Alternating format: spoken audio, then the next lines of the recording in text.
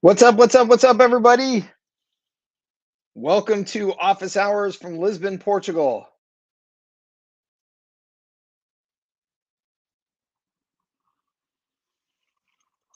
I hope you're doing well. Let me know if you can see me and hear me okay. Looks like everything's working on my end. I know it's not the best light or anything like that, but I'm sitting in my hotel room and it will have to do. I was going to be up on the roof deck here for you guys at the hotel and give you some good views of the area, but the roof deck doesn't open for another half an hour. So sorry about that. You're stuck with me in my hotel room. I hope you're doing well. Hope you had a good week. Let's see here. I can stick my laptop out the window here.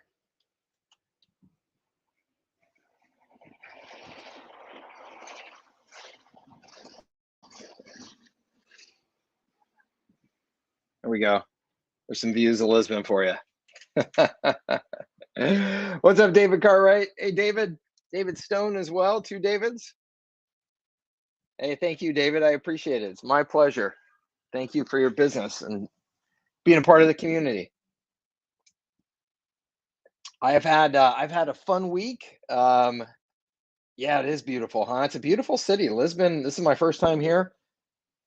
Really impressed. Really beautiful place, and it's interesting. I didn't know this until after I got here, but I was actually mentioning to some people. I was like, "Man, this is probably the friendliest city I've ever been in. It's like everybody here is just nice, very welcoming. Some cities you go to, you visit as a tourist, and you get a little bit of that tourist kind of, they don't really like they're kind of putting up with you rather than excited to see you kind of feeling. Not that way at all here. Everybody here is very, very friendly. And then after being here, I actually read an article saying that Lisbon is and Portugal is voted as the friendliest place in the world for expats. So I'm not the only one who has had that experience. It's very nice, really, really great community, beautiful place, beautiful weather.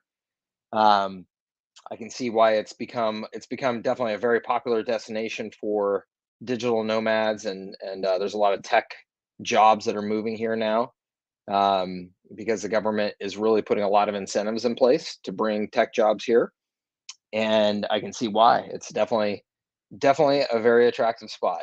So I'm having fun, and I'm off to Paris. Actually, off to Paris tomorrow afternoon, and then to Italy, and then to Barcelona, and then finally back to the United States on the 1st of July. So I'm having a nice long trip and squeezing a lot in.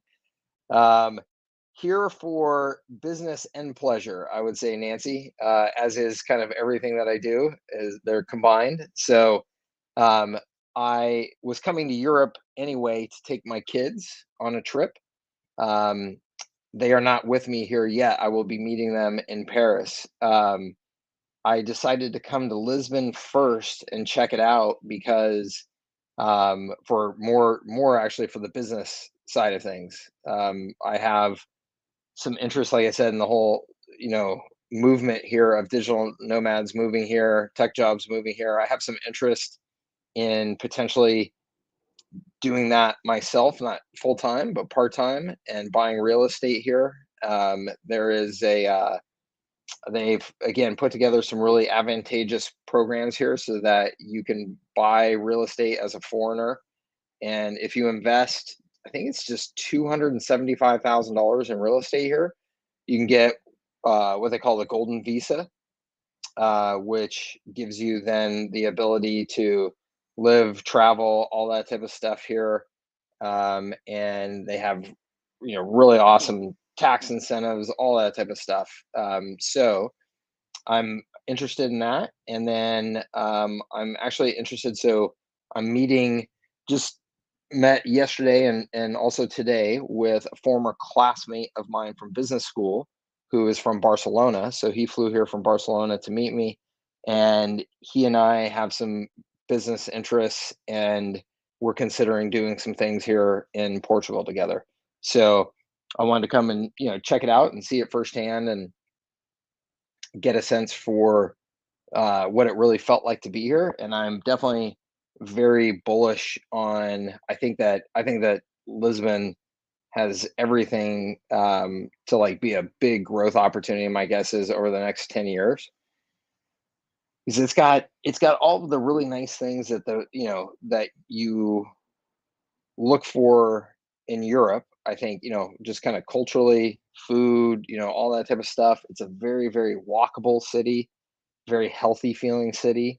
But then it's got like San Diego weather, so it's really, really nice weather. And you're right by the water. Um, and then with all of these incentives that they've put in place, it definitely just seems like a place that a lot of people are going to be interested in moving to. And it doesn't have the same costs yet of a lot of the major European cities. It's significantly cheaper here than a Paris or anything like that, for sure. It's significantly cheaper than living in San Diego or any of the more expensive areas in the United States. That's for sure. So, um, yeah, Dwayne, I got my passport just in time, and actually not just in time. I had to move my flight, so I changed and booked a flight later on that day. But still, I gotta say, and I feel like I need to go ahead and do this out loud with an audience of people. Good karma here, because you don't hear too many people talking positively about experiences with government agencies, right? That's not a very often. That's not something that you hear very often. And I got to tell you, the State Department process to get a passport on an emergency basis, like I needed it, was absolutely phenomenal. It was absolutely like clockwork. Everybody in the process was very friendly. The customer service was amazing. Like, I mean, everything about it was just completely smooth. I was really impressed. I was really impressed. And I was probably, let's see here, I had an 8 a.m. appointment to get my passport renewed. There was probably 80 people that were there for an 8 a.m. appointment to get their passport renewed.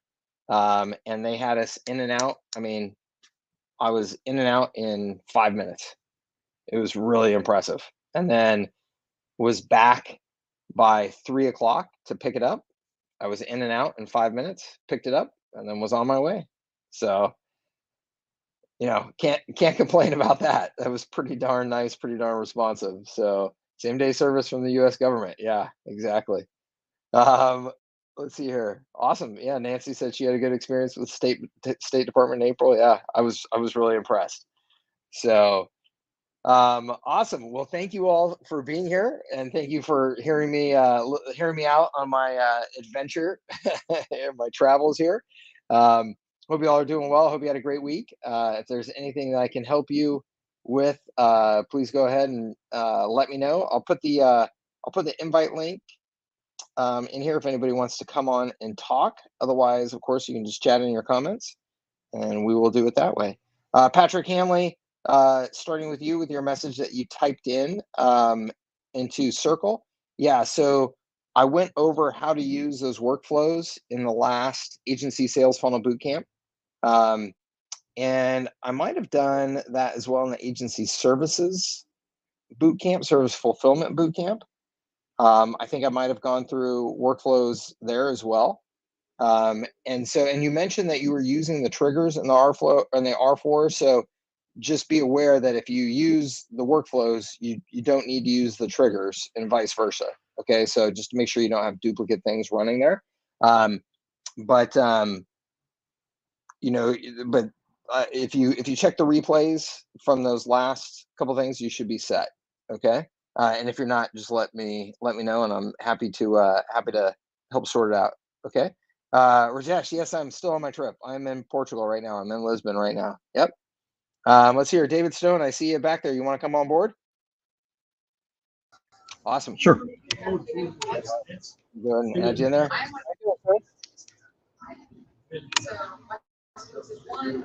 Sorry, I need to turn off this. Yeah, mute Okay. me. You think you need to mute Sorry. my live stream? That's okay. Yeah, my question is, how do you get started? I kind of understand the SaaS mode thing, but with agency and everything, you always have different pricing for different customers and that kind of thing.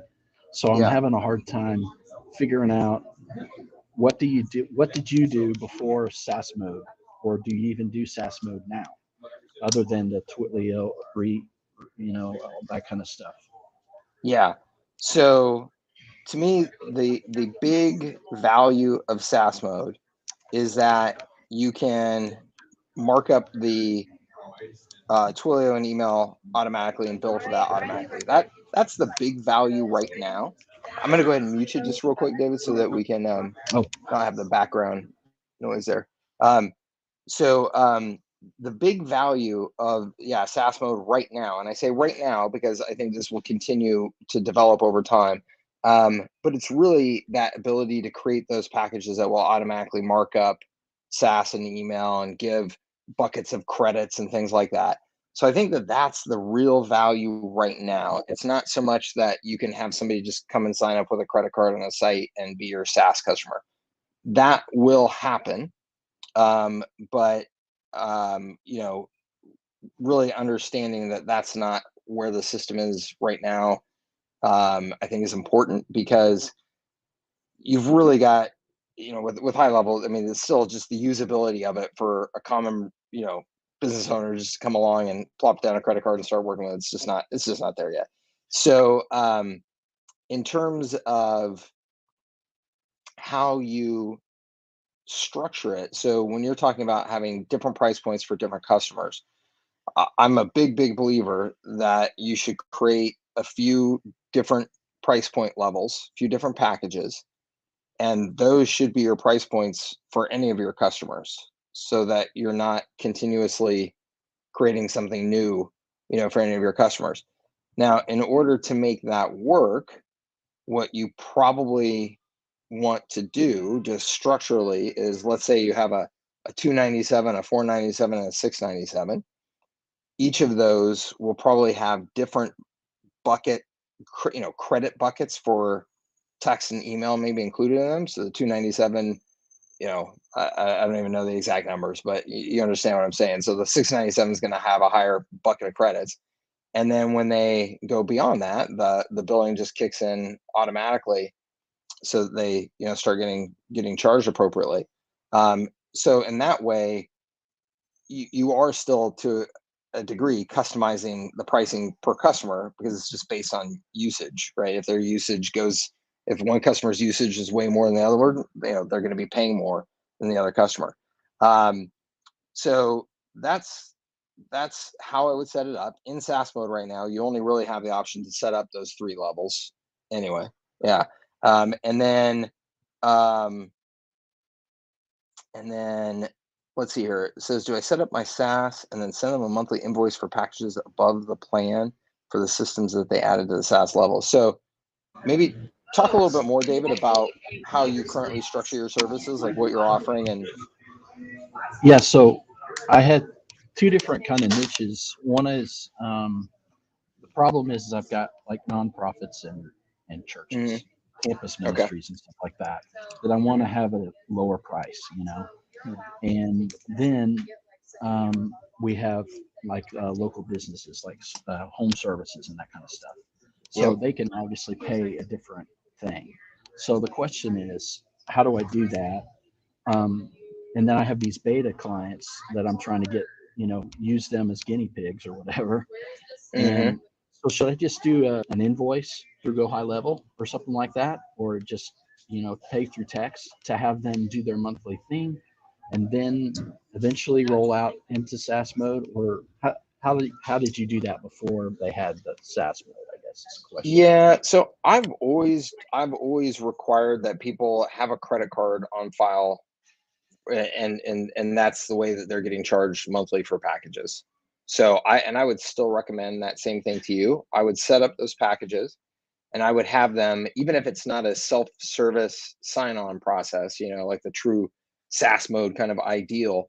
I would still have their credit card in the system, just like you would expect if they were signing up for SaaS on their own, and have that be the billing for the recurring and the billing for the marked up text and SMS if they go beyond their bucket, so that all that happens automatically, because that stuff is a real pain to try and track and invoice around.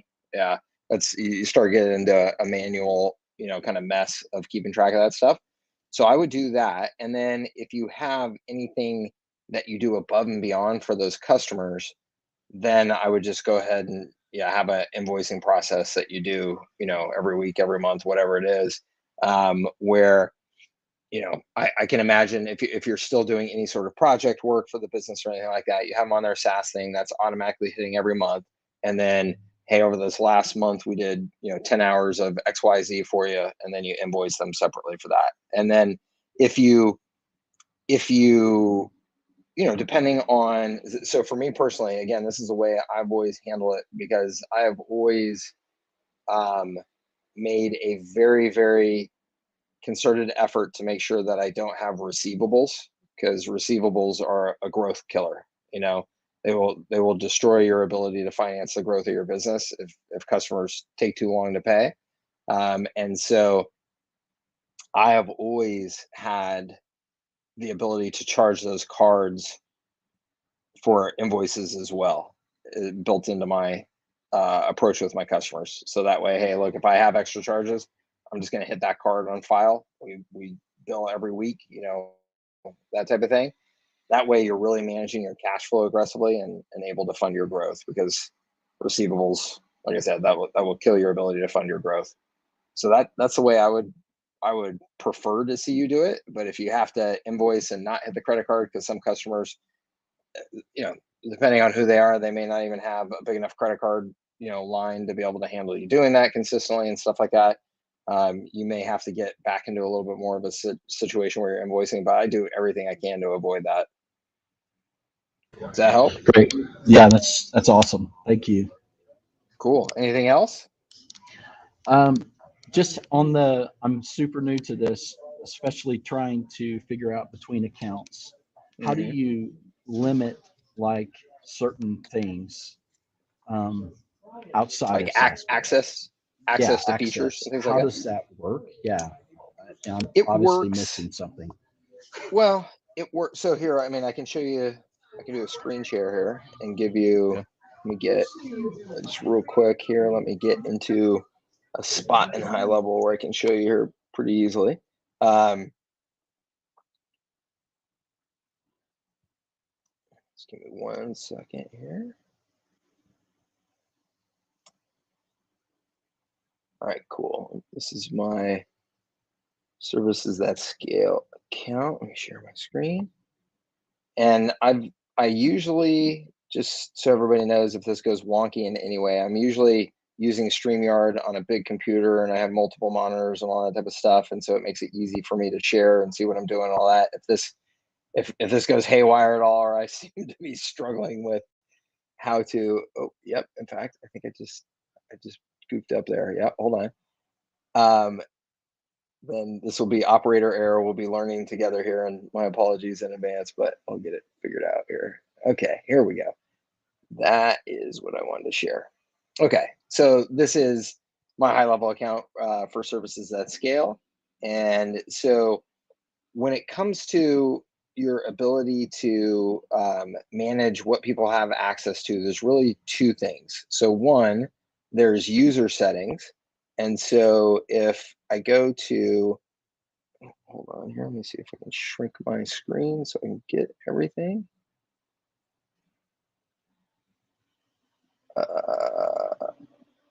Hold on here, guys. Sorry, I'm having to shrink this down very small, which is not ideal for you guys. I know. But for any individual person, you can set their user settings, right? So here, in permissions, you can really, and I say I'm hesitating because I was going to say you can really dial in what they have access to and what they don't have access to, and that is absolutely true. You've got all these little on and off toggles that you can determine what somebody has access to, but it is not perfect, and it is not oftentimes the experience that you expect that the user is going to have. Based on you going in there and toggling that little switch, you may think, oh, that's going to mean that user is never even going to see that thing.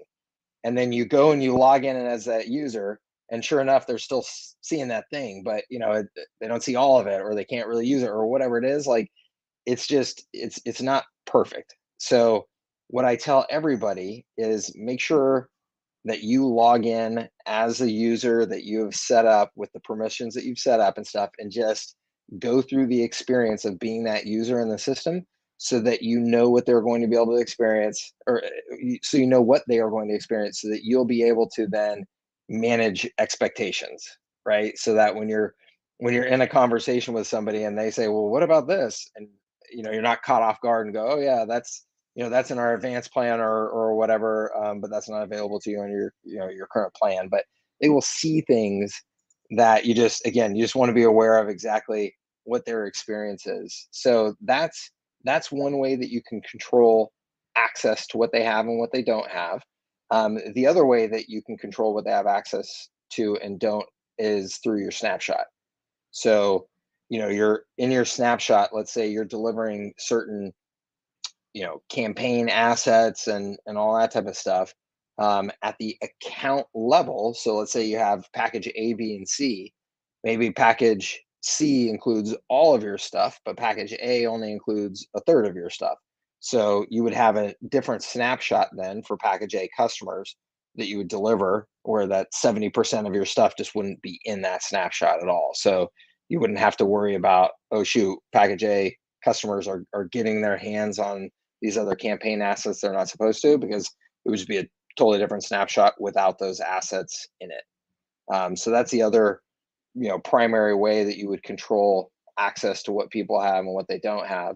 And then you can, I showed you the user permissions here, but you also have the ability to define, the handful of user roles that you can at least predefine then permissions based on the user role.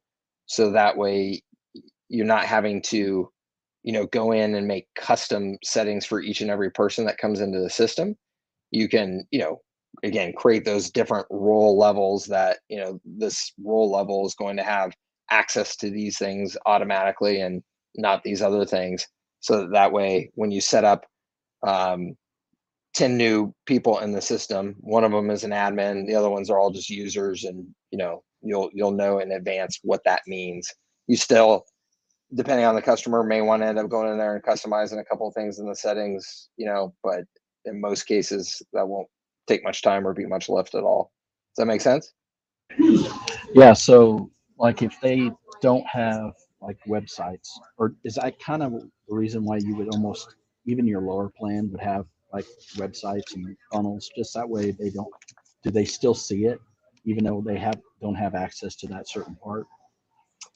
Yeah, so websites, I'm pretty sure that they will still see that the option exists in the system. So I'm pretty sure, and I say I'm pretty sure because I have not looked like feature by feature in some time. The first time, or when we set up Follow Up Genius, like we really we went in and customized the user by user settings as much as we could. We actually even hired a developer to go in and do a little customization of the interface for us to get it even more dialed in. It still wasn't perfect, and yes, there's still stuff visible, and people ask about it and stuff like that. Just is what it is. But that being said, I haven't gone through that process in 6 months or so in that detail, so I don't know with like some of these newer features if the ability to hide them has been more developed than it was when I did the setup of Follow Genius, but my bet is that, yeah, they're still going to see things. Now, whether or not you consider that a bad thing or an awkward service experience or not, I mean, that's kind of up to you and how you manage it. And it creates opportunity to It's upsell if you almost, want to. yeah, that's what I was thinking. That's what I was thinking. It's an opportunity Yeah, to say, hey, to get exactly. all these bells and whistles, you just go ahead. Let's try it Yeah, out. Yeah, exactly. Yeah, just upgrade to this plan, and we can turn all these other things on for you. Um, that's I awesome. love including, depending on your market and depending on who, or, or what services you're providing to that market. I love having a website included. I love having anything. You should all always be thinking about strategically, what things can I have in those packages that are just going to be sticky, right? I mean, once you've got somebody's website in there and it's up and running and it's got the web chat built in and it's got lead capture forms built in and they're looking at, analytics of their call tracking number and stuff like that, it is really hard for them to ever want to cancel with you. Is the pain of disconnect is seriously a pain, like, oh, I've got to find somebody who's going to take this stuff, move it over to a new system for me. When they do that, what's going to break? Oh geez, do I have to get a new number now, or how do I, just all that stuff is just that stuff people don't want to deal with, and there's almost no good reason for them to make that change. Like the value add of them changing to a new provider is just not there. So, anything that you can do to make your services sticky, and websites is definitely one of them. I would try and work those into your service plans. That's awesome. Thank you. You bet. Absolutely. See, Nancy, you want to come on and join us, Nancy? If you do, just wave your hand. If you don't, okay, cool. Hey there, how you doing? Hi, good. Can you hear me? I can hear you just Yes, you fine. Yeah. can? Yep. Okay. Sorry it's so dark in here. I didn't realize it's a different camera that StreamYard uses than my normal, so I'm That's all okay. No, out of whack. it's actually it looks maybe a little dark, but the picture on it looks really good actually. So Okay. it's all great. Great. Well, thanks Yeah, thanks for doing this today. I'm just new to you your bet. group. I found you Well, actually. welcome. I've been watching Chase Buckner videos for like a year now. That's But awesome. I found you when you did the 4-day thing with Paulson, Yeah, and I think I've rewatched the webinar 3 times, all 4 days. Um, I've that's awesome. been so I'm brand new, and but Cool. also my ears perked up when you were doing that because I also got my MBA from Babson. Did you really? Yeah, so I don't That's awesome. a few years ago at this point, but Yeah, um well, me and too. but it's funny because I feel like once you come out of that entrepreneurial school, it's like you kind of feel like I should be able to do anything entrepreneurial, All like I've had right, all this right. training and I know all this stuff. And so I'm a little, in the frustrated phase of like, I kind of know what I want. But there's so like, and I'm somewhat tech savvy. Mhm, But I just feel like, and I've already pivoted my niche. Like I was going to get mhm, started in one area, so now I'm pivoting to a completely different niche.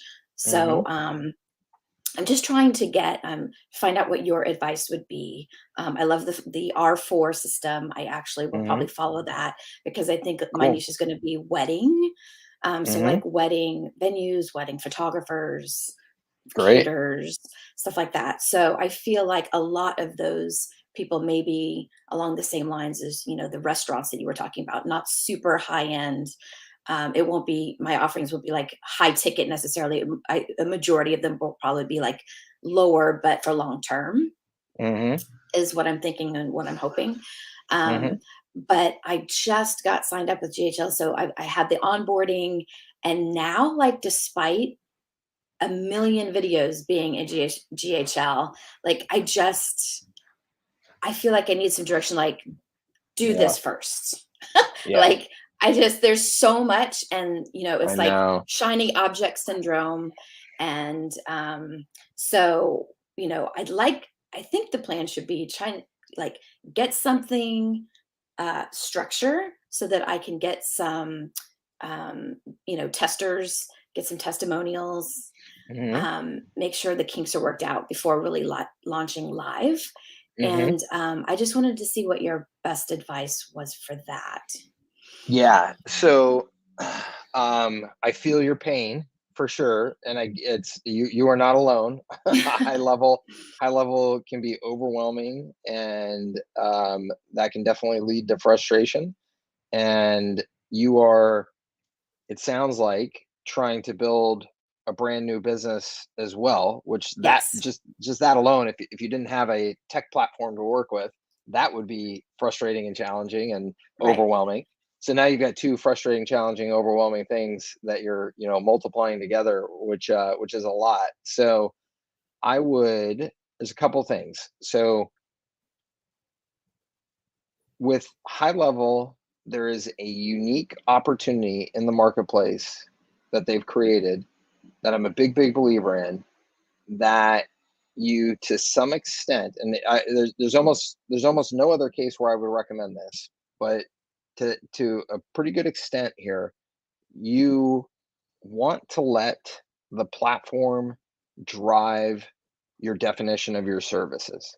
Okay. And the reason why I say that is because high level gives you so much efficiency, scalability, and profitability when you use it to deliver your services, that it's almost impossible to find that outside of using high level in the small business space, unless you literally develop your own software. Right. I see what you're saying. Yep. Yeah. And so normally I would say, hey, 100% what you want to go do is you want to go and listen to your customers' needs and use that to drive and define your services. Right. 100%. What high level in this unique situation we're in is that you don't want to let that be 100%. Don't want to let high level be 100% either. You've got to, kind of marry those things together strategically and say, okay, out of all the things that the wedding planners and wedding venues and stuff like that need, and then out of all of these things that high level can help me deliver, how Hmm. can I bring those two together strategically so I can put together some service packages that are going to meet, whatever percentage of those needs that I need to meet to win a customer, provide a good service, and keep Yeah. them. Um, and then as much as possible from that point on, I would say, other than maybe like the quarterly check-in, Hmm. ignore as much of the shiny object features as you can that are coming from high level, because they're going Yep. to be coming all the time. Right. You need to, like, just have a little bit of tunnel vision and tune those things out and go, hey, look, every 3 months I will check back into those new features and strategically evaluate, is Okay. that a thing that I should be baking into my service delivery? Is that a thing I should be turning on for my customers?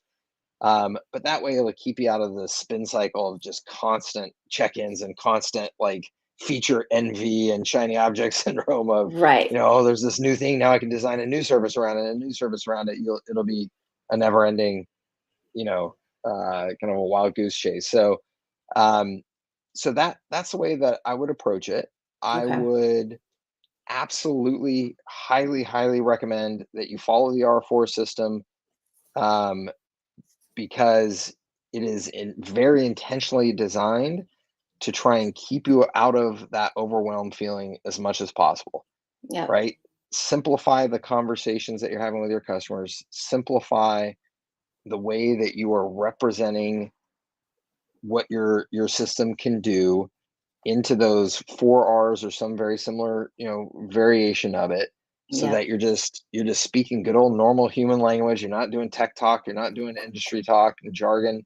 Um, and let that hopefully, you know, eliminate some of the overwhelming confusion from this whole thing by just trying to keep it just as simple as possible there. Simple. Yeah. Um, and then similarly, in terms of how you actually structure your services to be delivered, I would follow as much as possible that same philosophy, and let R4 guide, you know, whether you break down your packages by literally by, the first R, reputation, Yeah. the second one, you don't have to necessarily break down your service packages that literally. But I think where I see so many people get stuck and kind of wound up in their mind is they want answers to what's every single detail and feature in the HighLevel that I'm gonna turn on and off, Yeah. for this package.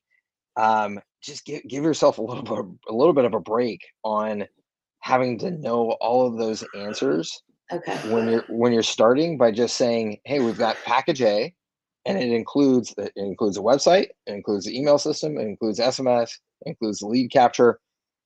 Okay, good. You can sell to a customer based on that conversation, Right. right? It doesn't have to be exactly which of the features in the SMS are turned on and off and how many, XYZs included. It's like customers really don't need that level of detail. And Yeah. when you provide that level of detail, all you're doing is oftentimes overwhelming them, potentially commoditizing yourself, because now it's easier for them to compare you to, oh, I got an easy texting's website and their SMS minutes are cheaper than yours. Why is that? Right.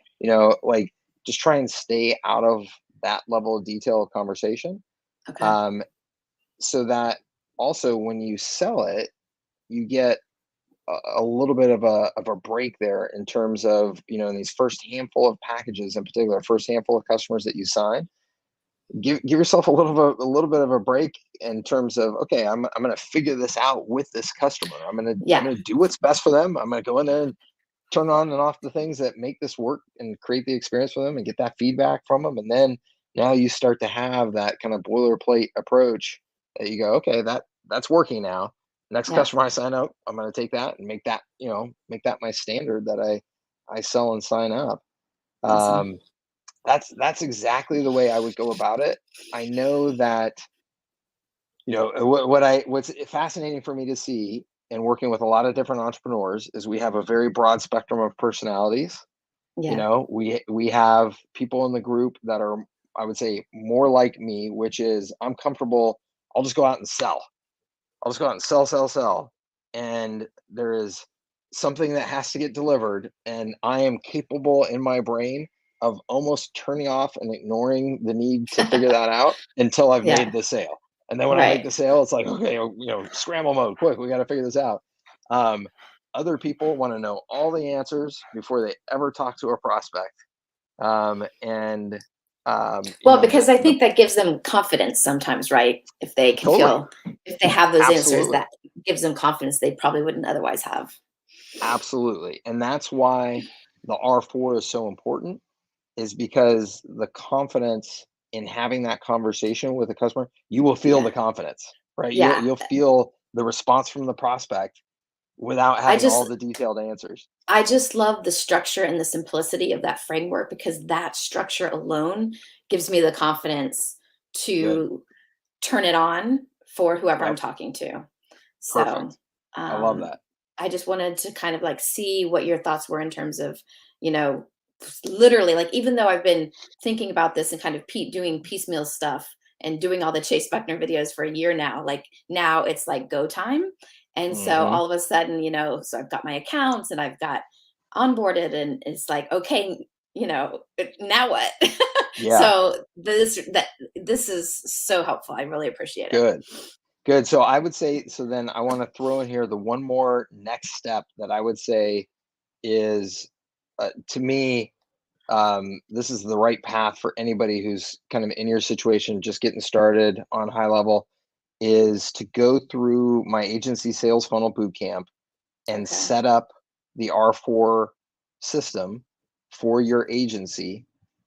And while you are doing that, have in mind, you're doing this for yourself inside of HighLevel, but have it in mind that, okay, if this were a customer of mine and I'm going through and I'm setting up, like, here's all these things I'm setting up for them. I'm Yeah. setting up a website, I'm setting up funnels, I'm setting up campaigns, I'm setting up automated workflows. Like, you are, think of yourself as your first client that you are going through and doing this for. Okay.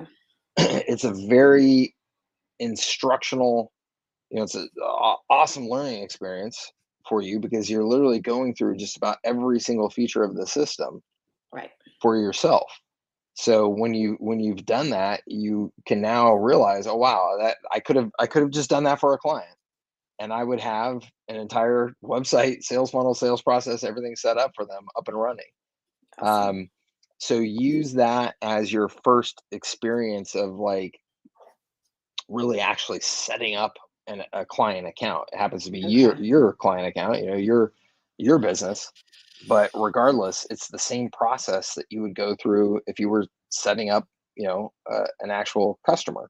Right. Um, so that has a lot of great learning to it, and then from there, as you start to um, set up your actual service packages and think about what's going to be included in them and stuff like that, I think you'll be able to take a lot of what you learn from that process and apply it in there. And again, have that confidence that, okay, I can do this, Awesome. a little bit more quickly. Great. Thanks so Cool. much. I really, really appreciate it. Yeah, absolutely. It's great connecting with you. Go Babson. And Mhm. and I was just gonna yeah, say that's and what's also great about you meeting your friend there is that the thing that I loved about Babson, honestly, I think one of the most thing I loved about Babson was the international student body. absolutely. Like 70% of the students were international coming from South America, Europe, Same. like all over. It was awesome. I know. I loved it. And yes, absolutely. That's so my classmate here is visiting me from Barcelona. He's my closest friend from the program. When I go to Paris, my friend from Israel is meeting me in Awesome. Paris, Babson Nice. Babson Yep. classmate. And then we were actually gonna have, I'd say there's probably 8 more from South America, That's uh, awesome. Middle East and stuff that are gonna be in Barcelona then as well. So yeah, it's fantastic. I love the international connections from that program as well. It's definitely Cool. definitely was my favorite part as well. Yeah. All right. Well, It's awesome. have a great visit with them and have a great trip. Thank you so much. I appreciate it. Thanks for being a part of the community, and please be back, on these calls and in the online community. Just let me know any questions, anything I can help you with. Okay. Sounds good. Thanks. Awesome. All right. Bye. Kyle, I see you back there. You want to jump on? Awesome. Come on board here, Kyle, and then give me 1 second. I'm going to look at a couple of the chatted in questions and respond to a couple of these asked, just so we're not putting everybody on the back burner here. Let's see here. I'm using your agency template to build my website. Loving it. Awesome. Are there website templates for other industries? There are, Larry, but not for me. There are website templates, through the HighLevel marketplace that you can get for other industries. So you can go in there and find a variety of them. I don't know. Last count I saw, maybe there was like 10 or a dozen different industries, but the last time I looked at that was quite a while ago. So you can probably find a template from somebody in there for just about anything at this point. Let's see here. Adam says, "Hi, Mike. I'm going to jump into HighLevel tomorrow. I just booked a week of work. Awesome. Once I use your link, how long before I can get access to the courses? Is it a 14-day or a 30-day trial?" So there are both 14-day and 30-day trials. 30-day trial is for the SaaS trial. So that's, if you're signing up at the 497 level. The 14-day trial is just for the regular setup of HighLevel. So that would bring you in starting at a $97 account. So either one of those, you will get access to my services that scale course, and the things that come with that right away. If you are upgrading to 297 or 497, so the Agency Unlimited or Pro, you get access to MSP Academy when you're paying for those. So if you do the trial on that, you're not getting access to that program until you're a paying customer. And the uh, the process of that, I would say, is not nearly as easy or smooth as I would like it to be, because the connection from HighLevel and their affiliate system to back to our HighLevel to let us know that you've paid so that we can trigger the workflows, give you access and all that type of stuff, it is definitely hit or miss. So as soon as you are paying for those and you want access to MSP Academy, just make sure and send an email to our support team right away, at help@servicesatscale.com, so that we can manually make sure that you actually have access to what you're supposed to have access to as quickly as possible, because that can get, again, that process. I oftentimes have to contact HighLevel, chase down the accounts, make sure that everything is set up properly. So but awesome. Appreciate your business and the opportunity to work with you for sure. Let's see here.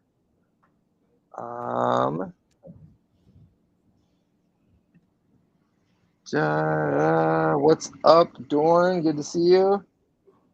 Cool. Lots of good advice. You guys are chatting back and forth on how to set up HighLevel in the comments. That's awesome.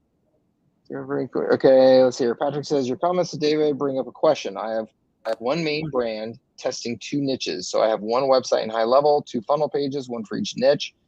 Planning to have no pricing on main site with 2 different price plans on the unique funnel pages.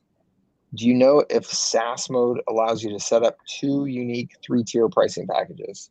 No, it does not. So you would have the one set in SaaS mode. You have 3 plans, and that's it.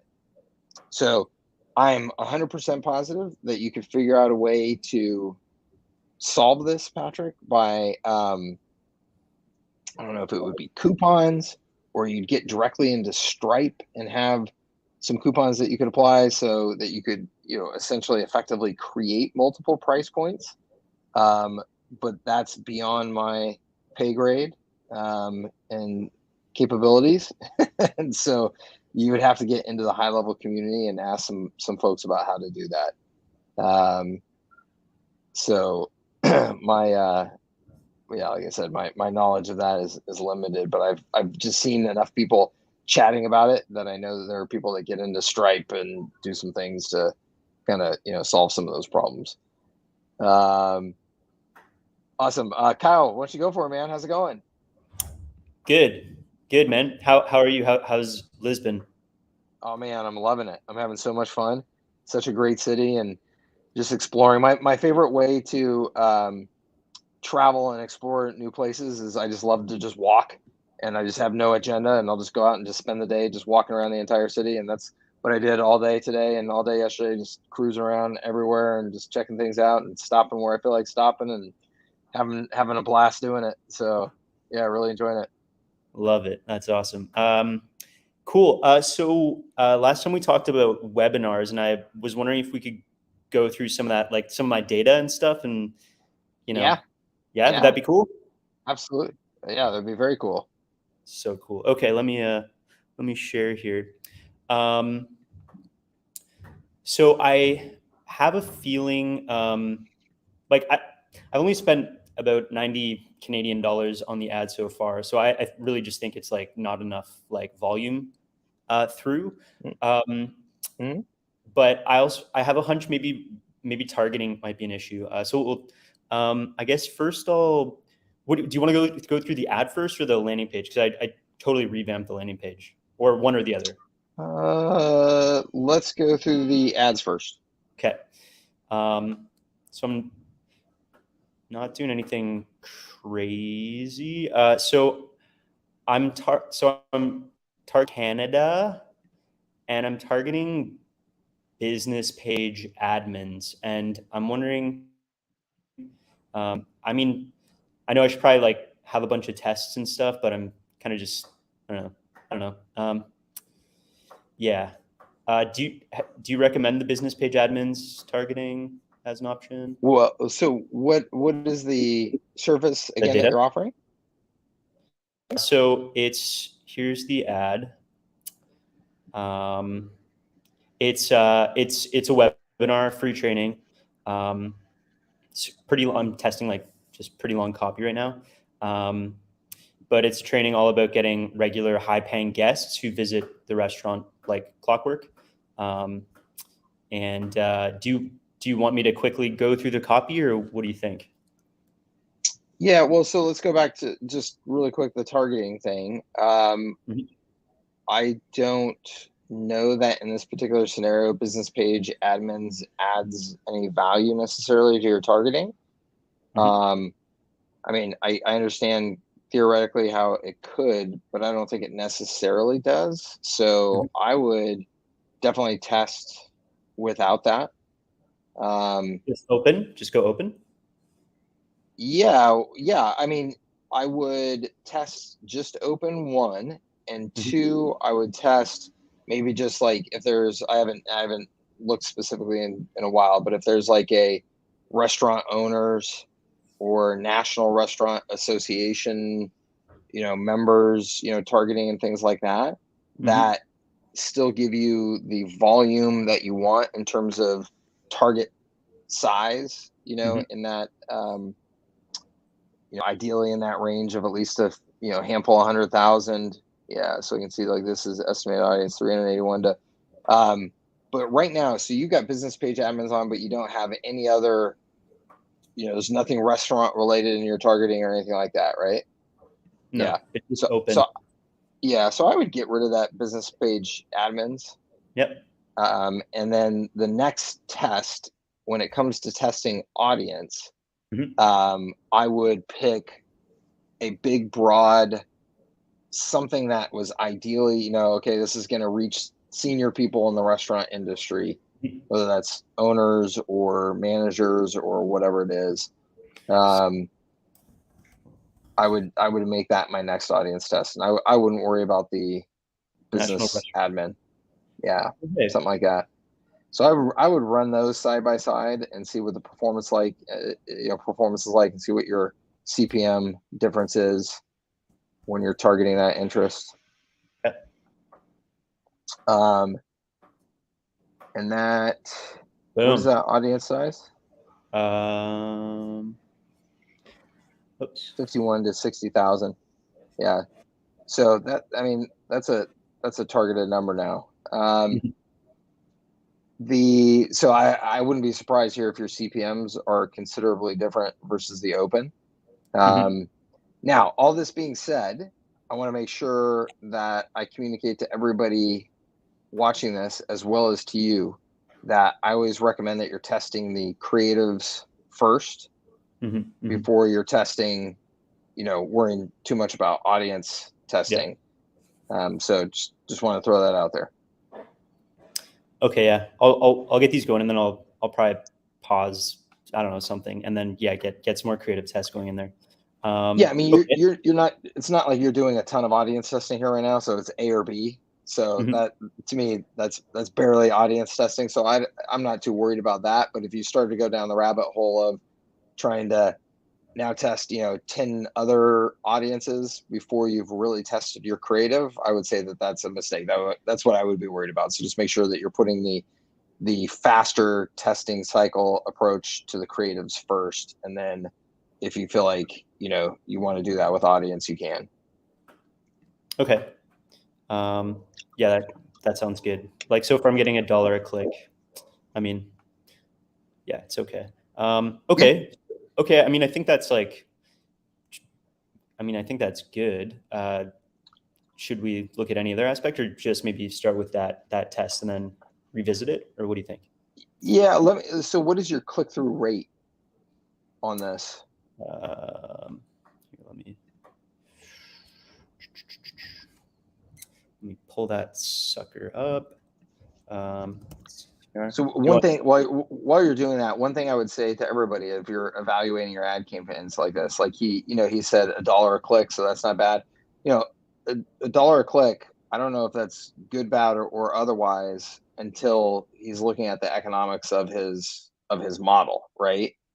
So if we can work backwards to make assumptions about, okay, if I get this many people on a webinar, this many people convert to an opportunity, this many people actually sign up for the services, this is my value of my services, so you can start to model to determine, hey, is $1 click okay? Is that great, right? Can he afford to spend up to $3 a click based on that model? And so then $1 is like super cheap, right? That would be considered a real deal. So it's important to run your numbers and do some modeling like that to determine, what your clicks should be. That was something that used to just frustrate the heck out of me with the ad gurus, that I would see out there teaching, or I would see people bragging about their campaigns online, and it would get everybody into a tizzy about, oh, well, somebody said I have to have, 10-cent clicks or 50-cent clicks or less or whatever. Unless they know the economics of your business, having a 10-cent click versus a 50-cent click versus a $10 click doesn't make it, there's zero context to that. It makes no difference to me. So, if a dollar a click works well in your model, great. If you haven't done the modeling of that, do the modeling of that so that if a dollar a click is good, bad, or ugly. What is more important to me is the click-through rate. Click-through rate is it's a percentage, and it's always a decent indicator of how is my ad performing. Because if I've got a click-through rate of 0.3 on a traffic ad where I'm trying to get clicks, that's terrible. I don't care if you got it for 5 cents or $5. That's a really bad click-through rate. If your click-through rate is 3%, that's great. Again, if it's dollar clicks or $3 clicks, it's still an ad that is working to that audience to get clicks. So, depending on what your click-through rate is, I would be much more interested in evaluating that first for any campaign that you're looking at. So you've got a 1% on a unique link click-through rate, which is neither good or bad. It's kind of just sitting squarely right in the middle of but that's probably not a huge surprise because we did some pretty big broad targeting, and this has only had 86 clicks, and so Facebook has barely had any time to really understand how to find your audience effectively yet. So my bet is that number will continue to increase with just a little bit more time and a little bit more testing. It's going to go up from there. So, but clearly, I would say based on what just based on that, I would say that your ads are at least reasonably well done, and that would be the next step. Is I would actually look at the creative and see what we could do there. Okay. I don't know. Do you want to do that now, or maybe another?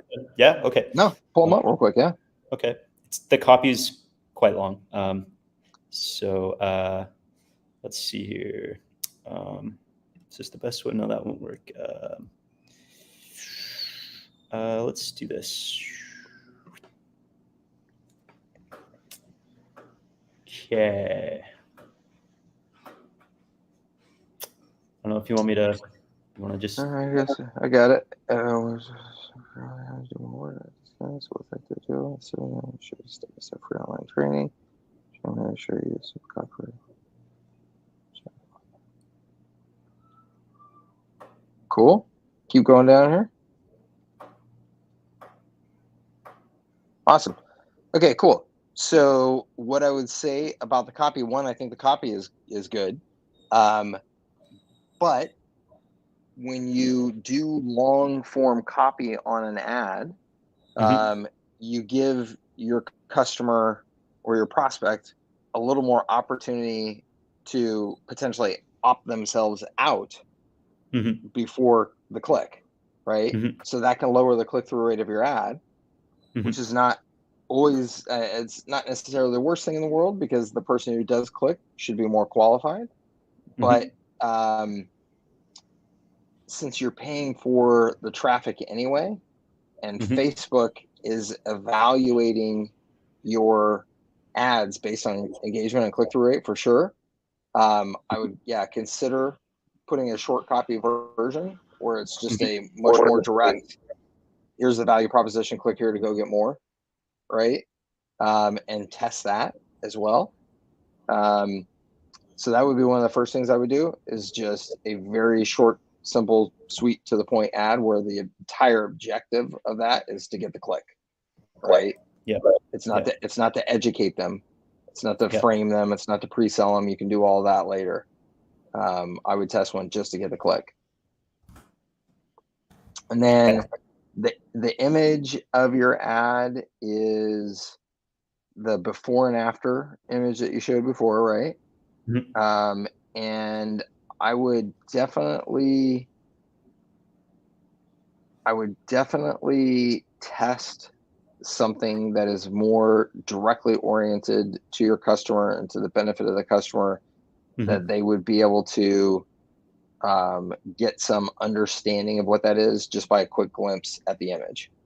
So in other words, the image itself being something that is selling the online training, like, you know, super duper training for restaurant owners is the copy, you know, literally on the image, and you know, something like that.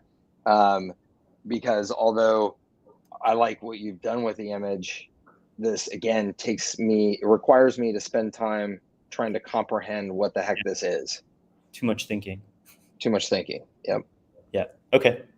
So yeah. I would dumb it down. I would go for the click, be very directly going for the click. And I would advise this for everybody who is launching new Facebook ad campaigns, launching ad campaigns in general, no matter what you're doing, who you're targeting, all that type of stuff.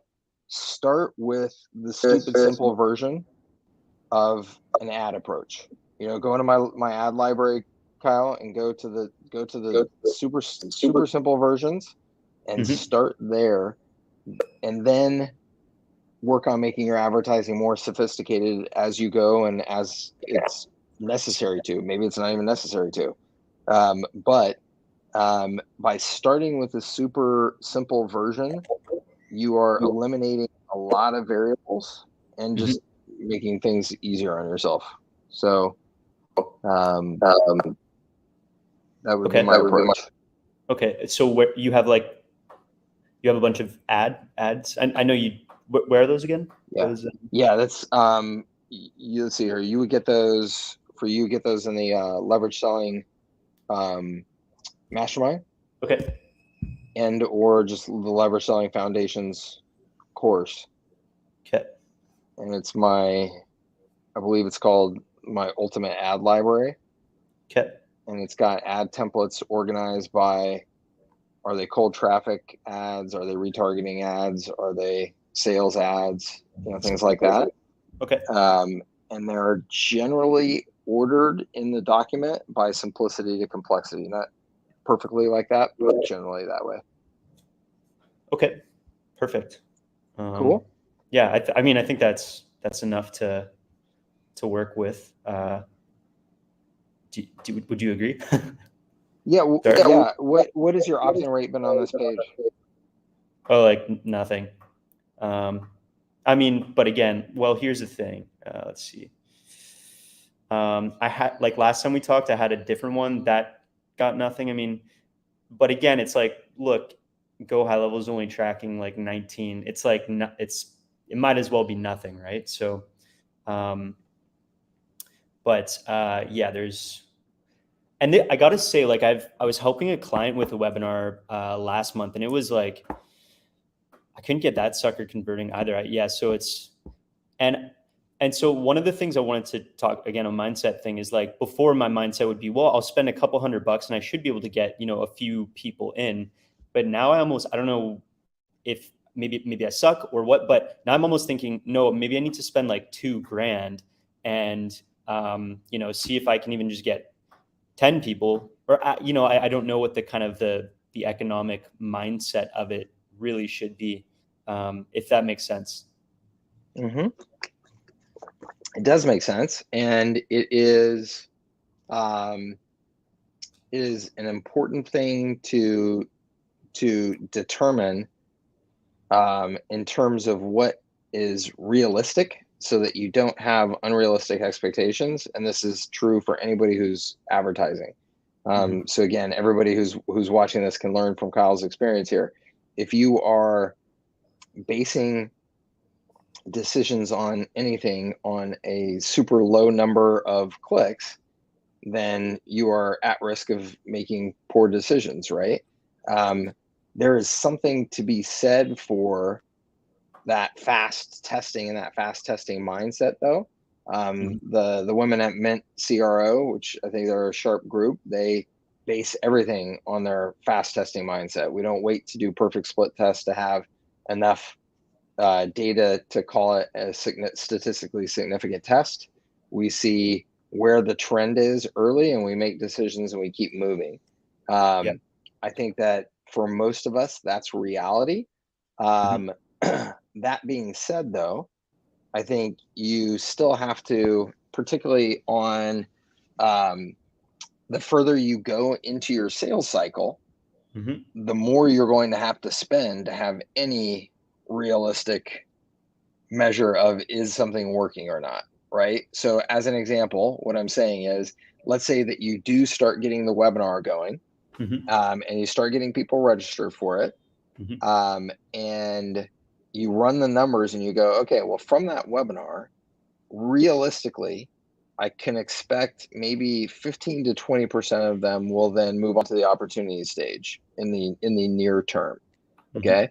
So then from that 15 to 20%, maybe realistically, I can get a 33% close rate from those opportunities.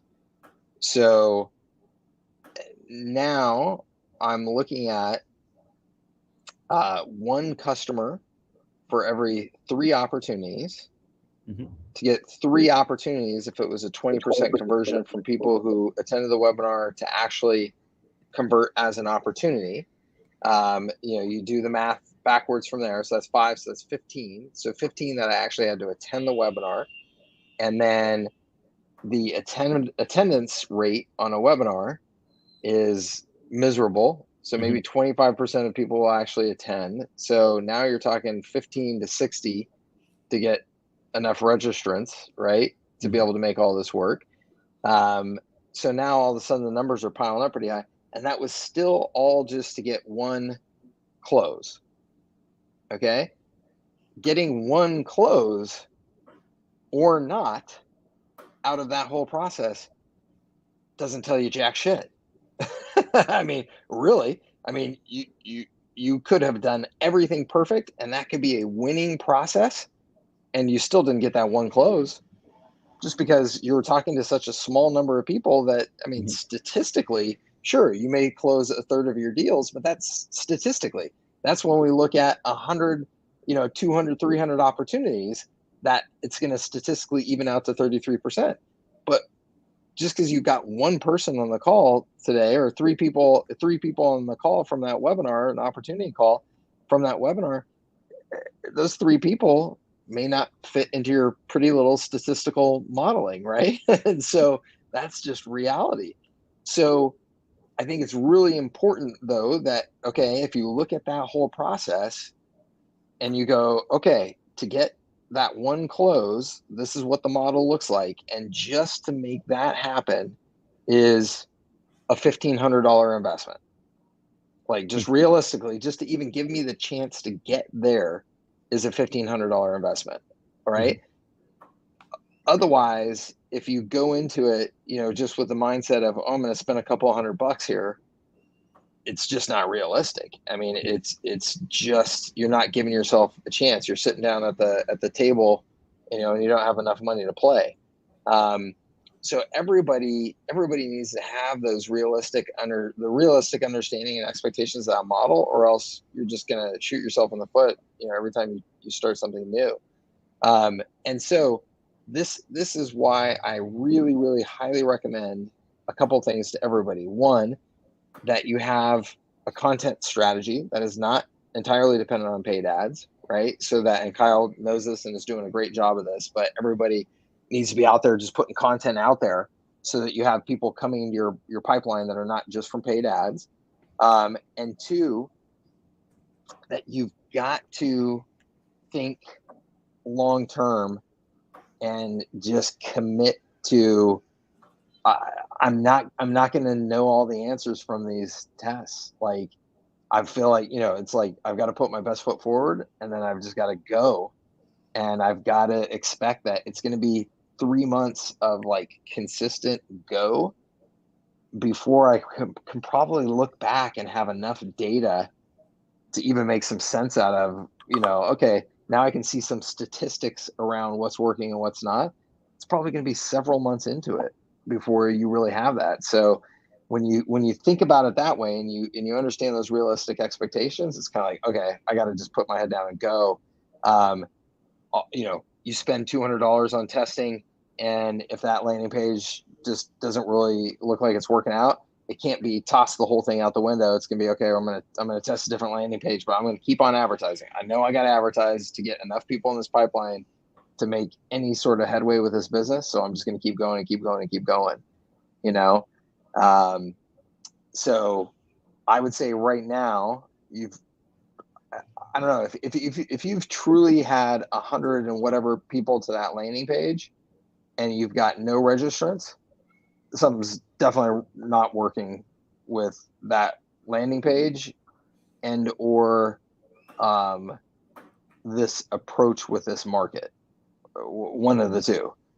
And if you're getting all those clicks, I would say it's the landing page and or it is this model of a webinar, based training or whatever that maybe that market is like just not open to, not responding to something. I don't know. I would immediately put a video on that page personally, where you essentially just like jump right into positioning and all that stuff so that you are at least making some headway with every single person that clicks over there, regardless of whether they come to a webinar or not. But I would that the numbers there deserve some testing right away for sure. Okay. Yeah. I mean, restaurant owners, like, they're a tough crowd. They're tough. So I don't know if maybe I should, and I know we've had this conversation, but like maybe opening it up to like just local businesses. And maybe it's all about like, treating your customers like getting guests and viewing your customers as guests instead of customers. I don't know, some hospitality shit. I don't know, but yeah, like restaurant owners. Yeah. And I don't know, maybe it's a story I'm telling myself, but the story I tell myself is like, they can't be bothered with like they're just already they have too many hair on fire problems to like, they see this and they're like, oh no, I can't. And so, it is definitely true of that marketplace. That is not just, your feeling. That is absolutely true of that marketplace. So I think that again, when you recognize that, all of your marketing strategy needs to accommodate for that. So what I mean is that I would be putting a ton of value into just a video right on Facebook and then promoting that video directly. So doing some paid ads to make sure that that's getting out there and reaching people so that the value can be consumed right there at the moment. And just go video views, like a video views campaign. Yep.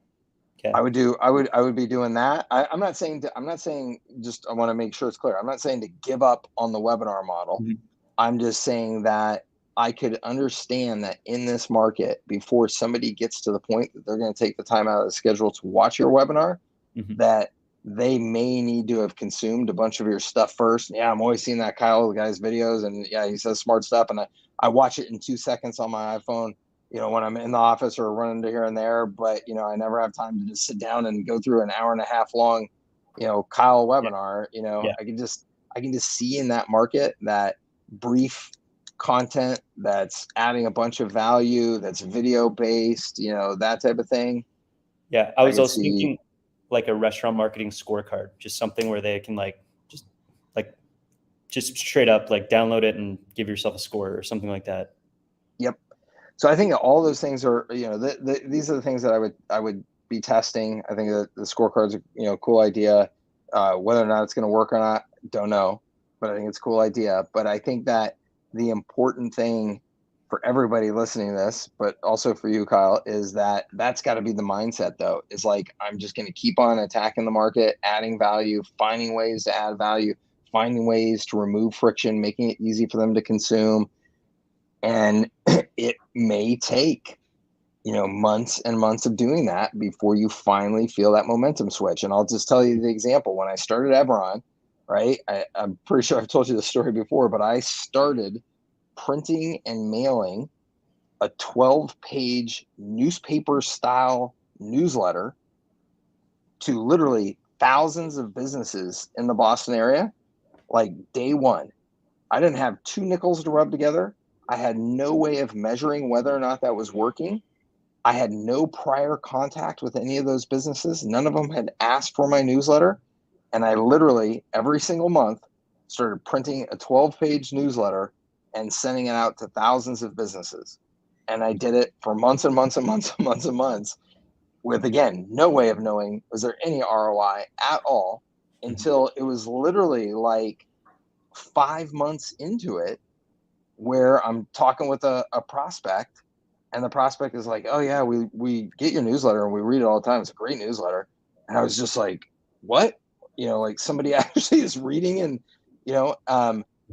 but I also knew that the economics of what I was doing, if I signed on one good customer like every 6 months because of that newsletter, it was okay.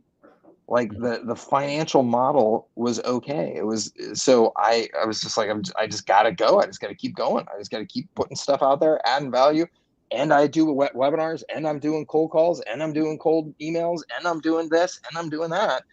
And it was a solid year into Everon before we could feel the shift of, oh, wait a minute, like there's some people out there who have been hearing our name for 6 months, 7 months, 9 months, who now just gave us a call.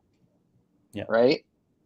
Like that was how long it took. It was a grind. It was a grind until then. And I just say that because I think everybody has to expect that. Like it's got to be a grind that you're committed to for a period of time before that's going to change. And then when it changes, though, it's awesome, because all of a sudden you have enough touch points out there that are working to your advantage that you don't even know they're working to your advantage. Just like, and I'm sorry, I forgot your name already, but who was just on the call with me a few minutes ago, who she's like, yeah, I've watched your entire 4-day video series 3 times now, and I hear that from people all the time. Mike, I just, mass consumed every one of your YouTube videos over the last 7 days. I've been doing nothing but watching your YouTube videos.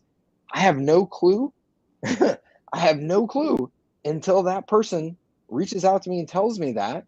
But it turns out that those assets are out there working on my behalf all day long, every day like that. That's just got to be your mindset too, is like, just get those assets out there, put them to work, do it as fast as you can, as hard as you can, as many different places as you can. And at some point or another, that momentum will shift. But that's what it requires. Totally. Yeah. And I'm actually, as far as the content strategy goes, I'm such a flip-flopper amateur, but I'm like going back to like, no, I'm gonna like just hammer like local guest-centric marketing stuff instead of this, whatever, I don't know, confusing stuff that anyways, I digress, but yeah. So that's awesome, man. I should let you tend to the other folks. I will do that for a bit. You can feel free to hang out here, though. If we have some other stuff to come back to, we'll do it. But Okay. I appreciate you sharing, and I think it's great for the group. So I appreciate it. Let's see here. Yeah, cool. I'll scoot you back here for a little bit. Let's see here. Jeff says, Mike, is there a minimum number of clicks that you consider when determining if it's a significant test? Okay, so couple of things. One, you can go onto the online calculators, right? There's all kinds of online advertising calculators that will quickly allow you to tell if you have a significant test or not. But what I would tell you is that I pretty much never wait for a significant test. I look for a couple hundred clicks on something before I feel comfortable making a decision around it. But that's like a couple hundred is pretty much my number that I go for. And I am looking for, the way that I test, and this is important, is that I break down my testing into certain segments, right? So I always start with my message first, and then I go to my image, and then I go to my audience testing. Okay. So when I'm doing message testing, let's say I'm testing 10 different messages, and they're each getting, and I'm getting, several hundred clicks through there between those 10 different messages. I'm looking for big gaps. right? I'm looking for big, obvious gaps. And that's what makes me comfortable with go ahead and saying, okay, I'm going to choose these 2 messages as a winner, because they'll have 3 times the click-through rate of a bunch of the other messages. So it's like, okay, like that's a big enough gap for me to go ahead and say, I'm going to move forward with it, right? Um, I have tried to take a more statistically significant testing approach in the past. It's crazy expensive. It really is. Like if you're going to wait for statistical significance on all your tests, you're going to go broke. Unless you got a lot of money to throw at this stuff. So that's my approach. Um, and hopefully that helps you. And so again, just following through with that though, after messages is images. It's the exact same thing. I'm looking for big enough gaps that I can go, okay, those couple of images are crushing the rest of these images, grab them, go.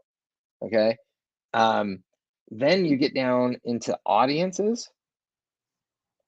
By the time you've gotten to the point where you're testing those audiences, your combination of message and images, it's working. So you're dealing with solid ads by the time you get there to the point where you're testing audiences. And so when it comes to testing the audiences themselves, I am one. I'm only targeting audiences that should be pretty obvious that these are going to work, right? And one may work more than the other, but it's still like a pretty good audience. I'm not testing like any crazy wild audiences. I'm testing like, like Kyle just did there, like National Restaurant Association members versus whatever, some other major restaurant, audience that I'm comfortable then just spending money and letting those ads run for quite a while, because I've got some winning messages and some winning images. I know I've already done that testing. These audiences are not just like crazy crapshoot audiences. These are major restaurant targeted audiences. So I'm at that point looking at my investment in testing those audiences truly as an investment. I'm letting those ads run. I'm investing in my business by doing that advertising. Then after a good 30 days of running to those different audiences, if I see one is clearly outperforming the other, okay, cool.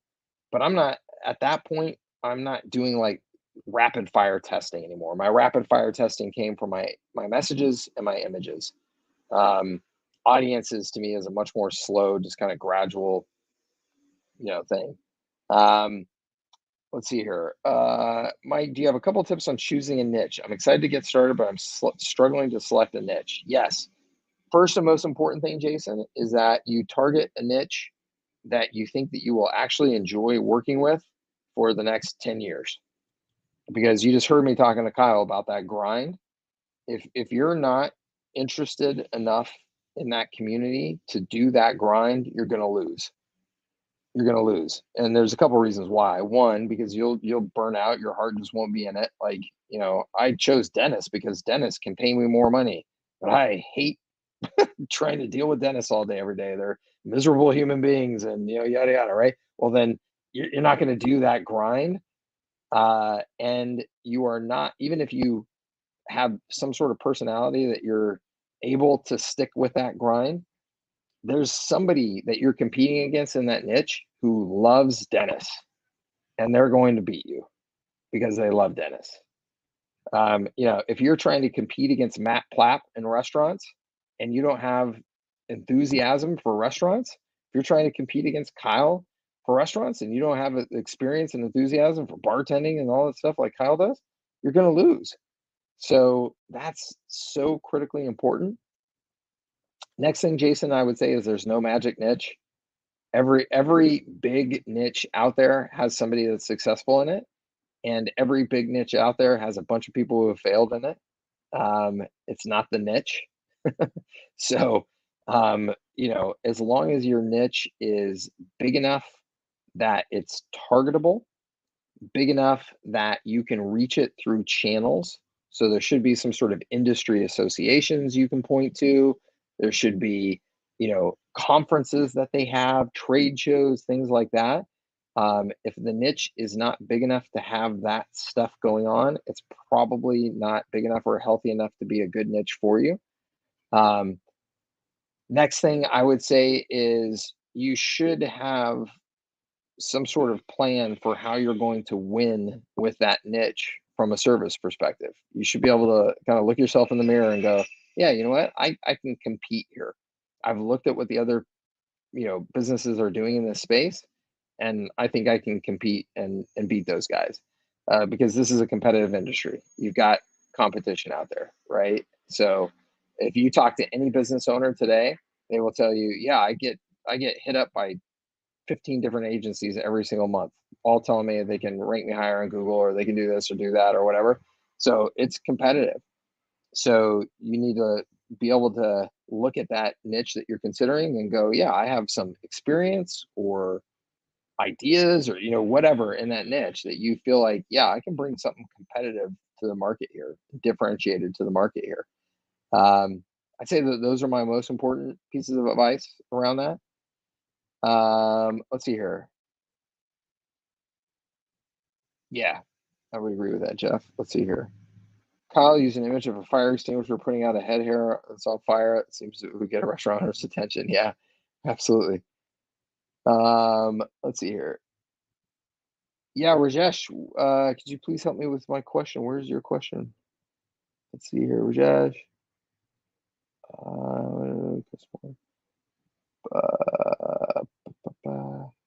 Oh, wait a minute, Rajesh, was this one? Yo, Michael Booger, what's up, my man? um, Rajesh, I am being hired to do automation, and I recognize that I'm good with it, but how do I package it as a service? Is that even possible? Absolutely, it's possible. I think are you asking though, how do you productize it specifically?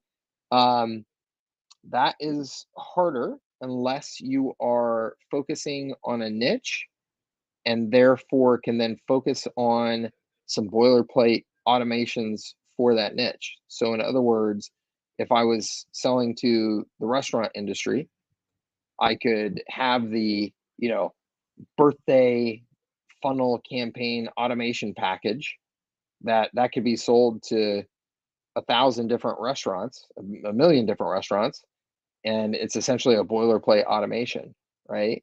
You could do the same thing with a loyalty campaign in the restaurant space, right? So you could come up with these boilerplate automations for a specific case, and then you can make that very productized and structured. You could do a little bit more broadly across multiple industries if it was something like appointment optimization workflow automations, right? So there's a lot of different businesses that have appointments. And so you could theoretically, do something like that. But if you're just reacting to people coming to you and saying, hey, can you build some automated stuff for me? It's just always going to be a custom service. I mean, that is what it is.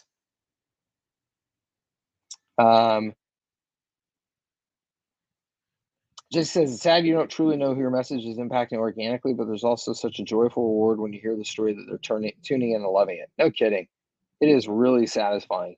It really is, Jesse. I love, love, love when somebody tells me, yeah, Mike, I binge watched your X, Y, and Z, and now I'm taking whatever action. It really is satisfying. Let's see here. I'm optimizing sales for an affiliate product via email. Do you find it better to put enough content within the email and link directly to the product, or link to the article that promotes the product? In my particular case, but this is definitely, I would say it definitely is it depends and test.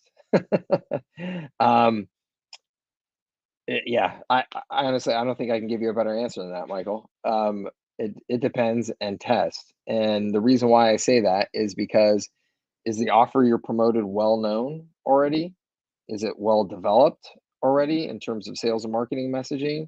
Do they have a great, sales pitch that converts, that it does convert? If it's very well known, very well developed, has a very high converting structure to it, send clicks straight to it, because they're probably going to do a better job than you are. If none of that is true, then you probably need to send them through some sort of process to then get them there, right? And make it a heavier lift on your part in terms of the copy, heavier lift on pre-sale, all that type of stuff. So there are lots of offers that I've promoted over the years where I'm like, oh, these guys are terrible, right? That like their product or their offer is really good, but they have no sales process, no sales messaging, no nothing. And so I know, okay, I'm going to have to do the work. I'm going to have to pre-sell. I'm going to have to educate. Maybe I'll do an educational webinar beforehand. Maybe I'll do an article that I'll send them to, things like that. But then there are also lots and lots of offers out there where I'm just like, man, I just need to get the person to click and go to that page, right? Because they're going to do all the heavy lifting from there because they have a great offer.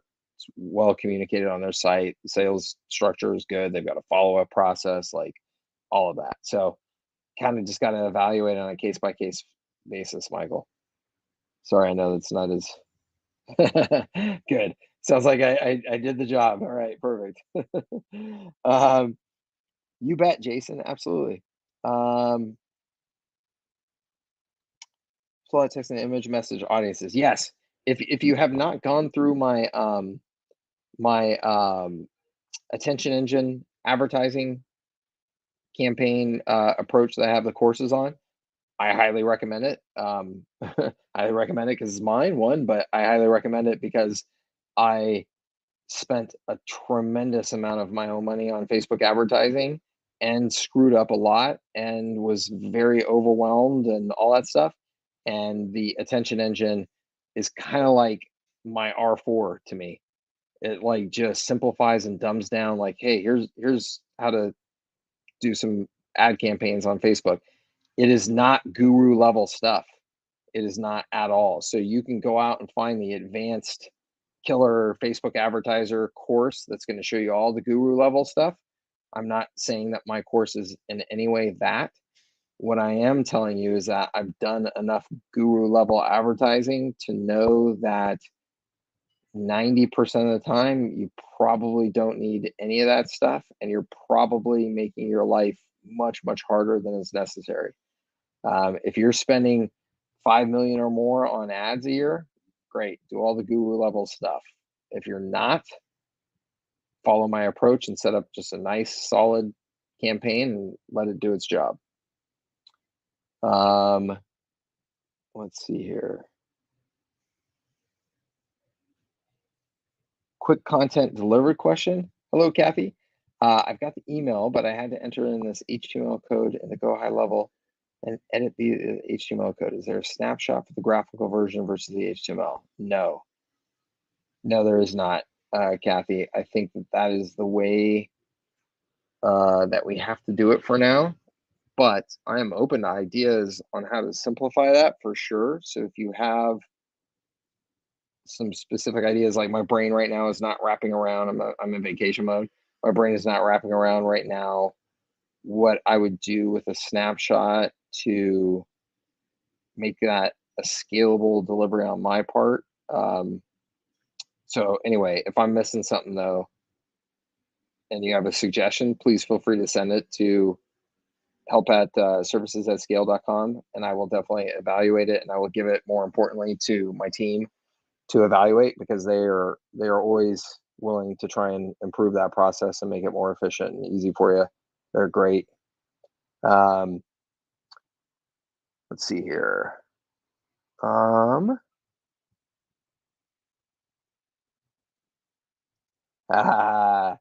Yes, it is, Jesse. Like says, he's sitting there in Lisbon. It sure looks like the dream bold lifestyle.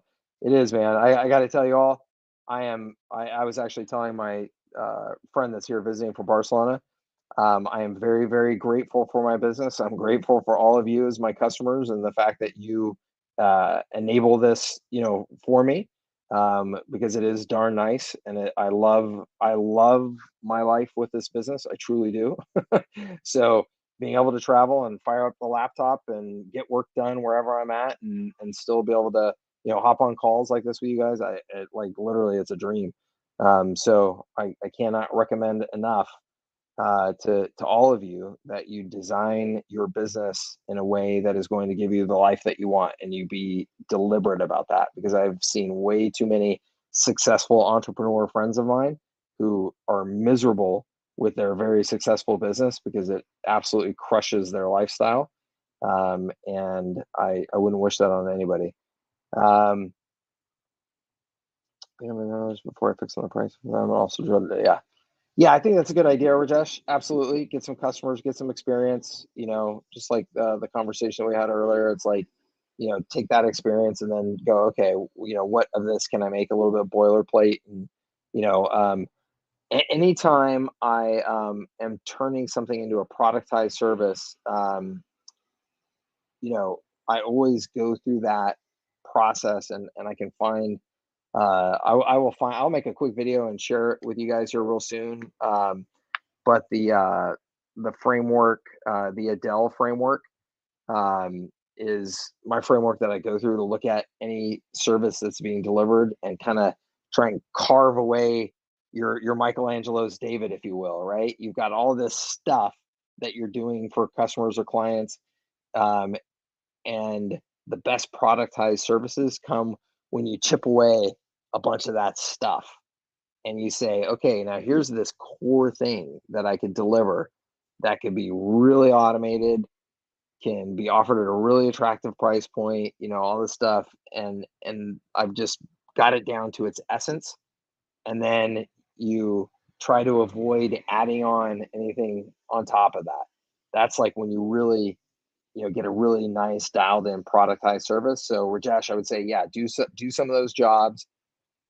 Be on the lookout constantly for what are the core things that I seem to be doing repetitively that are adding a lot of value, that if I took away a lot of this other nonsense, I could, potentially make it like very boilerplate.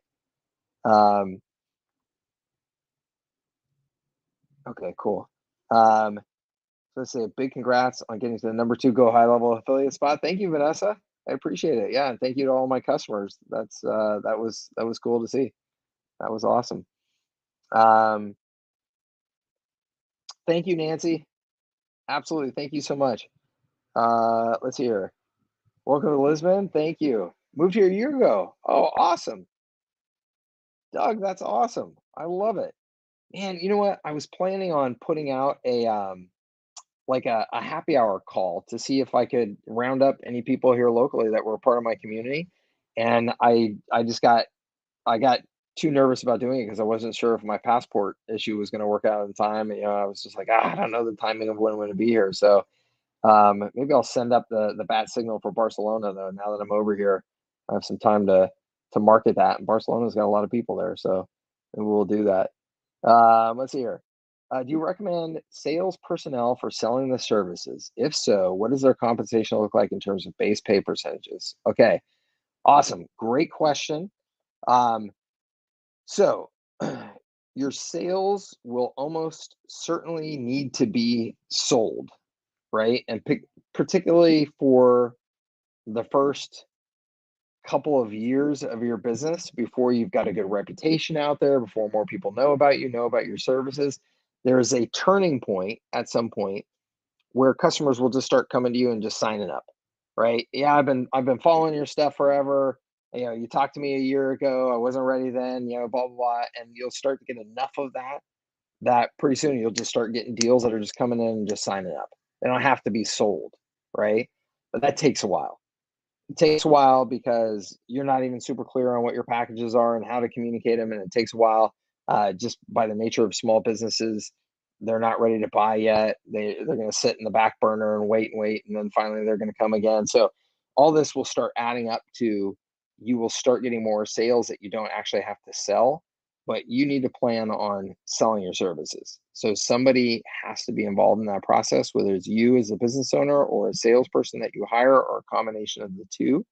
What I would recommend to everybody is that for a while you sell versus trying to hire a salesperson to sell for you. One, because you're going to save a lot of money, and two, because it's really, really important to figure out how to sell it before you bring on a salesperson. salespeople do not have training on figuring out how to structure your sales process for you and your messaging and all that type of stuff, right? They're going to come in and they're just going to be like, "What do you want me to sell? What price point? Okay, great. Like, who do I talk to?" So you've got to figure out all of that stuff for them in order to expect that they're going to be successful. Otherwise, you're just going to waste a lot of money. So get some sales done, figure out what your messaging is, figure out, your price points, all that good stuff. And then you could potentially look at hiring somebody. When you do hire somebody for selling, compensation, there's a handful of things here. This is a big nut to crack, honestly, because salespeople are expensive and difficult. And honestly, if you're selling to small businesses, I'm gonna be very blunt here. I'm gonna be very blunt, at risk of offending some people. But if you are selling to small businesses and you are hiring a salesperson and they say yes, they are probably not a very good salesperson. And the reason why I say that is because a good salesperson, particularly in today's world, can go and sell anywhere for any type of company and make a lot more money than you're ever going to be able to pay them when they're selling to small businesses. It's just reality. You will never be able to put together a compensation plan for them that's going to make them $500,000 a year. And the reality is, a good salesperson right now in today's world can go make $500,000 a year selling for whatever big such and such company. That $500,000 a year is not unusual at all. That's not an all-star performer. That's just a good solid salesperson. So you're never going to be able to do that selling to the small business space, doing these services. So the reality is, you need to expect that you are bringing on salespeople, which means that you really need to have a sales system, a process in place, measurement in place, to be able to manage them effectively. Otherwise, you're just going to lose your shirt. You're going to be hiring salespeople and keeping them on forever when they're not really performing, and you're not really going to know because you don't have a good structured sales training and process to put in place. Okay. Yeah. So I was about to get my oldest out of that position. Now I have to rethink it. Well, look, I mean, this is where I said, at risk of offending some people. I mean, maybe your oldest daughter isn't a really good salesperson right now. I mean, if she hasn't had a lot of sales training, and she hasn't been consistently earning well into the six figures as a salesperson, she's probably not the best salesperson. So the role with you may still be an excellent opportunity for her to develop those sales skills, right? And get up to speed. So again, I'm not trying to offend anybody. I'm also just, as a CEO who has hired a lot of salespeople and fired a lot of salespeople and managed a lot of salespeople over the course of my career, it's an important aspect of my personality and my role to be able to give somebody real feedback, So you need to have good training, good process in place to try and make that salesperson successful. Your compensation package, you bet. Thank you for that, because, like I said, I'm trying to be real. Your compensation package in today's world, you have to be able to demonstrate to somebody how they can make six figures. If you can't demonstrate, every single salesperson on the planet that is worth anything as a salesperson is thinking about, how do I make six figures, right? As a bare minimum, I got to at least make six figures. So if you can't show them a path to six figures, that's pretty realistic. You're not going to get or keep anybody that's decent. They're just going to be looking for a different opportunity. So you've got to be able to model in your compensation structure, here's how you're going to get to six figures. You got to be able to do that in a spreadsheet I think you got to be able to show them how they get to six figures within 18 months if they perform well. And you've got to be able to walk them through with a very straight face. Here's how this works and how I know that you can get there. And here's the sales I've already done, so I know it's possible. Yada yada. Or else, like I said, you're just not going to keep really good people. So you need to know your numbers then, and you need to know what's realistic. So I would absolutely recommend to everybody. Hold on, let me go ahead and pull it up. The book. Let me just grab. This is by far the best book on the metrics and compensation plan and all that good stuff of selling to small businesses that you will ever find. Let me just find the name of it here real quick. It was written by the gentleman who did who built HubSpot's sales to its first 100 million. So he is as qualified as anybody to tell you how to sell to small businesses and structure comp. And like I said, it's by far the best book.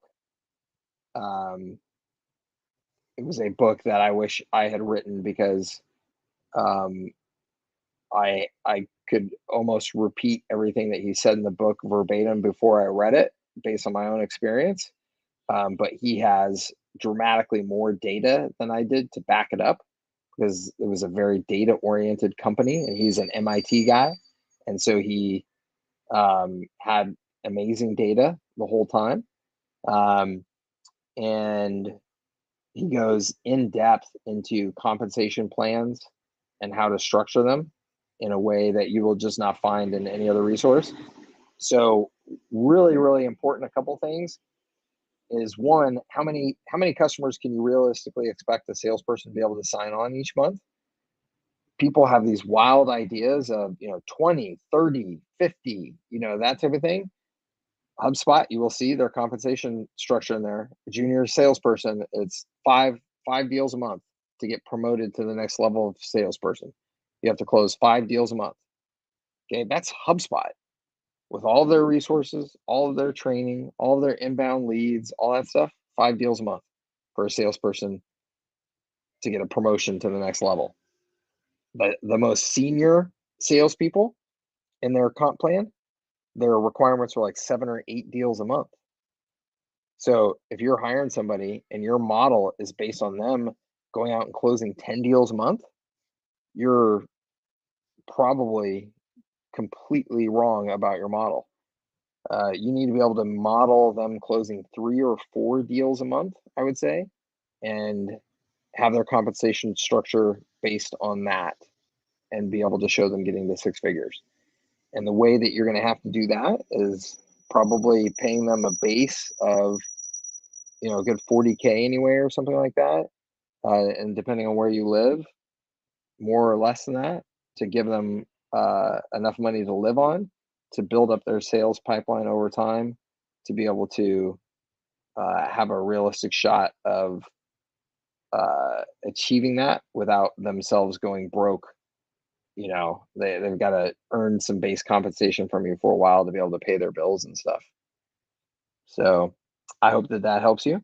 And I, again, have a tremendous amount of experience hiring, firing, managing, compensating small business salespeople. So once you get maybe a little bit further into thinking that through, let me know. I'm happy to give you feedback on anything that you come up with. Okay. Let's see here. Do I know anybody who's killing it with reputation management offer? I do not personally know. Let's see here. A while back, I used your affiliate link for the 297 package. Do you have a different affiliate link or process to use when I upgrade? Yes. Yeah, thank you, Patrick. Yep, I sure do. If you email support, yeah, or if you go to one of my sales pages or website and hit me up on HighLevel real quick, Patrick, in the text, in the chat widget or a text, I can send you a link right away with some notes on how to upgrade. Thank you very much. Let's see here. What about having your own affiliate or referral program? I've almost never seen it work, Vanessa, when selling to small businesses. I mean, you know, you will get some referrals and stuff for sure, but I've never seen it actually be a driver, you know, of sales and marketing. It's a nice, you know, you're going to pick up some stuff here and there, and that's nice, but it's not a driver. Speaking of affiliate program, have you launched one? No. I inadvertently advertise you more than I should, and I should be compensated. I thank you very much, Michael Booker. I appreciate it, and I have not launched an affiliate program yet, but I am planning on it. I bet you here in the next 60 days, I will get that out the door. All right. Sorry about that. Michael Booker, for anybody who does not know, because I love this story, it makes me so happy. Michael Booker was an employee of mine way back when at, you know, back in Colorado at my business, Everon, and worked on the web. We had a very small little web division that we were starting to get going, and Michael Booker worked on that with me, and we've continued to have a great, you know, great friendship and relationship. And you know, he's still working in a space so that it makes sense for him to be a customer of mine as well. And all of that just makes me so happy. I love having history, you know, with people, and having that history go through these kind of different phases and stuff like that, and have that continuity. It means a ton to me. So thank you, Michael, for being here. And I hope and expect that many more of you, I will be able to say that about, you know, 10 years from now, we'll be remember when, yeah, I was, you know, at this thing, or when you were doing that thing or whatever. And I love that.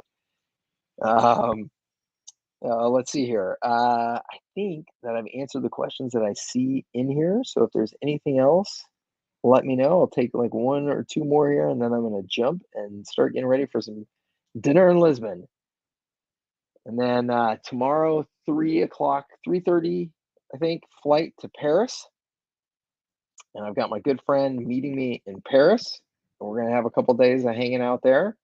And then picking up my kids and taking my kids to Lake Como in Italy, and then taking them to Cinque Terre in Italy. And I cannot wait. You gotta carve out some serious follow Mike on social media time here over the next 10 days, because I'm gonna have some incredible footage to share with you. Because in Cinque Terre, if you're not familiar with that in Italy, you probably are familiar with it, you just don't know the name. But it's those really colorful, gorgeous homes and stuff that are right on the side of the cliffs in Italy, right on the water. There is one of the towns in particular that is built like on top of this rock. The whole town exists just on top of this rock, which is right on the water.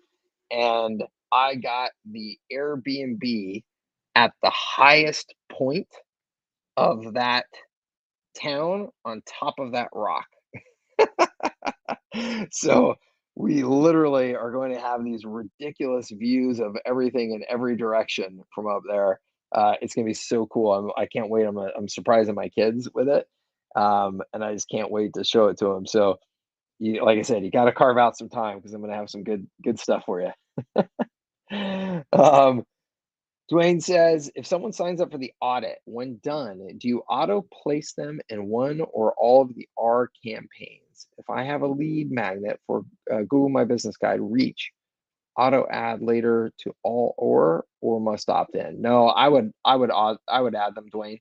At the point where they are in your email list and they're a prospect, I'm going to come at them from all angles over time to try and get them to convert to a customer. And if they want to unsubscribe, they can unsubscribe. But no, I would come at them from all different angles, talking about all the different services you offer, all the different, benefits you have, all that type of stuff. And hopefully, by doing that, it's one of those things that's going to speak to them at the right time that gets them to, actually take action. Okay.